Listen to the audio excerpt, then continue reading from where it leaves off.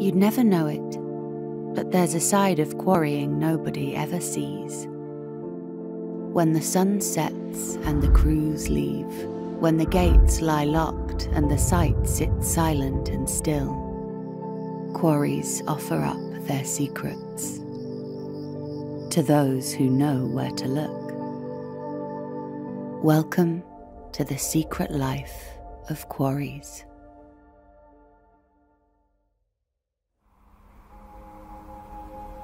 This truck is carrying 25 tons of perfectly processed rock and aggregates, the very stuff used to assemble the asphalt it's travelling over. And every kilometre of highway needs hundreds more truckloads, just like this one. This road alone stretches for thousands of kilometres, and there are millions more just like it. How is all this achieved? That's the secret of hauling.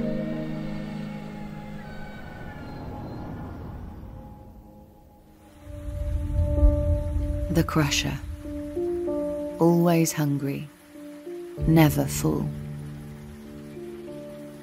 A properly fed crusher is the key to high production and low cost per tonne. Because an overfed crusher wastes time, money and fuel, while an underfed crusher eats into production and profits.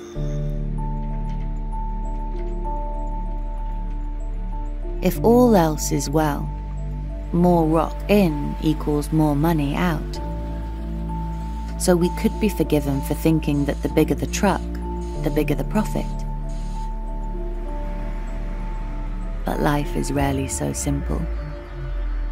On rougher roads, agility and mobility may count for more than brute strength and speed.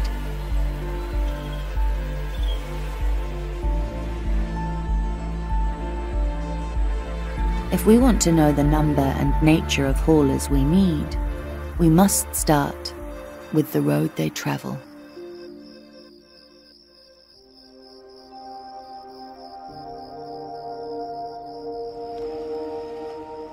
Sometimes the path extracted stone takes from rock face to rock crusher is smooth, steady, and serene.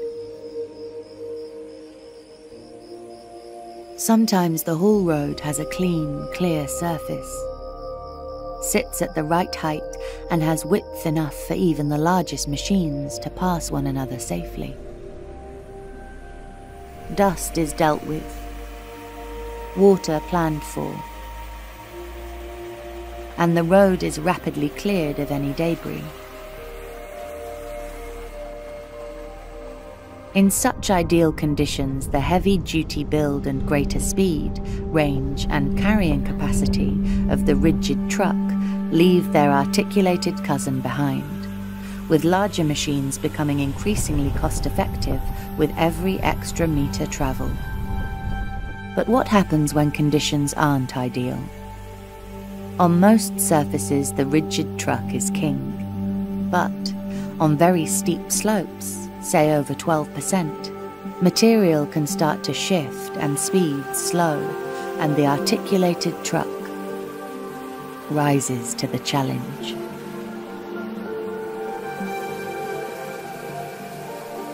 All-wheel drive and a fully flexible chassis make the articulated truck a master of maneuverability, and the obvious choice on rougher or less well-maintained surfaces.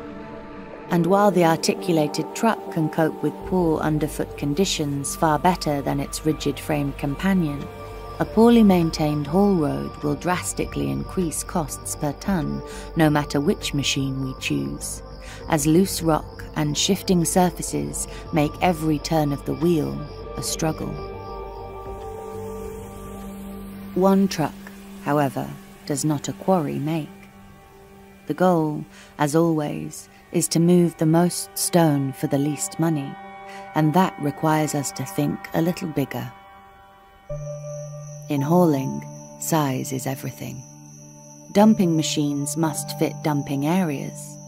Larger loaders with bigger buckets fill faster. Huge trucks haul more and cost less as distances and production needs increase, and more machines mean more production. The opposite is also true. Small distances mean small volumes and small machines.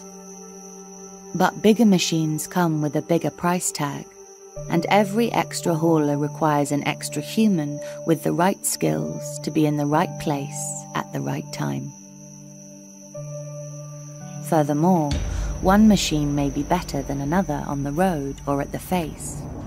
But do the shortcomings of one justify the costs of the other? Sometimes the best tool for the job is the one we have to hand. After all, it's amazing what we can do with just a little tyre management. Every hauler tyre must do 4 very clever things at once: absorb shocks, support loads, grip the road,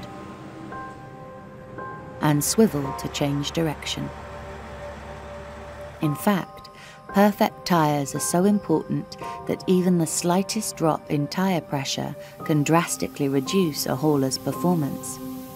As the pressure drops, heat and rolling resistance rise, and we must burn more and more fuel just to keep moving. Speed falls, journey times climb, and worst of all, the lifespan of the tyre itself plummets. A typical tyre can cost as much as $20,000 or more. Used at 100% volume, it could live for up to 8,000 hours. At 70% pressure, the same tyre might not even make 2,500.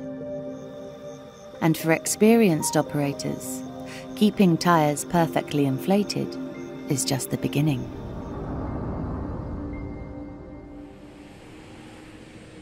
Hauling is a cycle that repeats over and over. Load, haul, dump, return, load, haul, dump, return.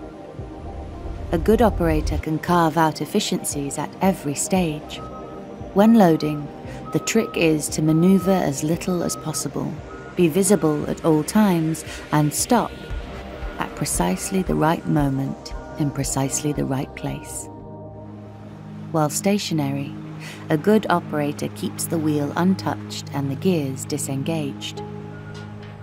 Where loader and hauler are well matched, one should fill the other, evenly and cleanly, in 4 to 6 cycles.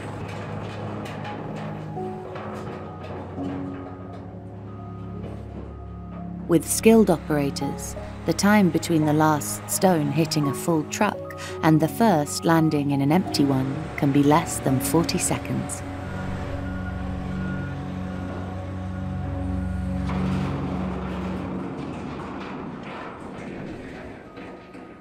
On the road, efficiency equals consistency.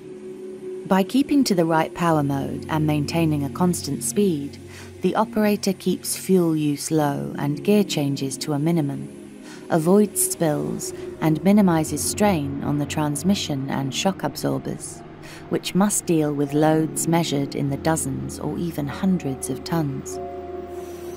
Speed should match speed limits. Gear changes should match gradients. And the right braking systems used in the right places. Then, once at the crusher, the trick is to keep idling to a minimum. By the very nature of quarrying, some idling is unavoidable. When taking on stone or dropping it off, the hauler must keep its engine turning, and it's recommended to idle engines for at least 5 minutes after switch on and before shutdown. But too much idling burns through fuel, parts, and profits in equal measure. If timings are off or machines are badly matched, trucks can sit idle at the rock face, at the crusher, or, if the haul road is too narrow, even on the road between the two. It's such a small thing, but switching off any engine that's been idling for more than 5 minutes, or installing automatic engine shutdown systems, is by far the simplest way to keep costs down and machines running. Ultimately, hauling operations thrive when their parts mesh. Haulers need to suit haul roads, link up with loaders, and fit the crusher's needs. Because the real secret of hauling is to keep to the beat of the quarry. So here we are.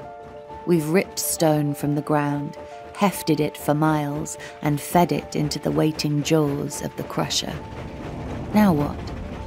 What will happen to it? Where will it go? Well, that's the secret of the yard. And that's a tale for another day.